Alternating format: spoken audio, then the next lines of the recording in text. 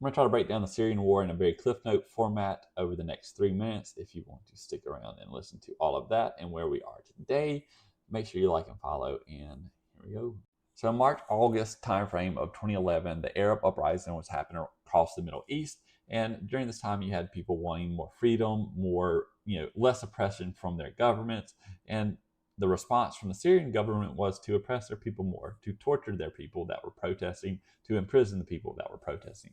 Now, obviously, this led to a pretty severe backlash, and the rebel movement really happened around the 2011, 2012 timeframe when they were being oppressed by their government for protesting. Now, rebel advancements didn't really happen until the 2012, 2013 timeframe, with ISIS actually starting in 2014, and they were happening in Iraq and in Syria, as well as other countries in the Middle East during this timeframe.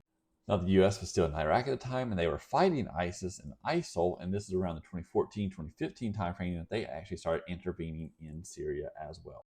With the U.S. stepping in 2014, 2015 timeframe, Russia steps in to back the Syrian government, whereas the U.S. was backing the rebel forces, so Russia steps in around 2015, 2016 timeframe. The first Aleppo attack happened around 2016, 2017, where the rebels really pushed into Aleppo and took a lot of that area, actually. Here's kind of a map of where they were taking territories along the way here. Now, ISIS collapsed around 2017, and you can see here from 2017 to 2020, they lost a lot of territory. The rebels really retreated in that 2017, 2018 timeframe, and in 2020 is when the ceasefire sort of happened. And from 2020 to 2024, we didn't have a lot happening. In November of this year, however, the rebels launched a surprise attack, which took everyone by surprise. That's where they took Aleppo. And as you can see in this little area over here, that whole blue area, that is what they have taken so far. And they are continuing to push into Syrian regime territory. This is super simplified, and this is definitely a proxy war. In the Syrian government side, you have Iran, Russia, and Hezbollah.